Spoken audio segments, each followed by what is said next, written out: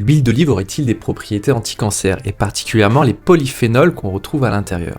Toutes les huiles d'olive ne se valent pas, il y a un énorme gap entre les huiles bas de gamme, qui auront 50 mg de polyphénol par kilo, alors que les huiles d'olive les plus intéressantes seront à 800 mg par kilo. Concernant le lien avec le cancer, tous les dommages liés au vieillissement cellulaire sont au cœur même des pathologies dégénératives. Dans une étude randomisée, où des femmes remplacent leurs huiles habituelles par de l'huile d'olive, un groupe par une huile d'olive bas de gamme et un autre groupe avec une huile d'olive très haute en polyphénol, à savoir 592 mg, ce qui n'est pas si élevé que ça.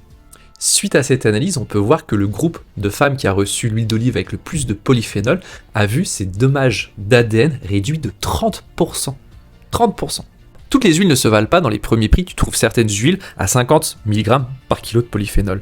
Après, dès que tu commences à monter en gamme, tu retrouves l'oliphénol à 350 mg. Il y en a plein. Tu vas retrouver la Corentina à 720 mg. Tu vas trouver l'Evosan, qui est pour moi le Graal, qui est à 813 mg. Concrètement, les huiles d'olive les plus riches en polyphénol, tu ne les retrouves pas au supermarché et tu les paieras pas forcément plus cher sur Internet.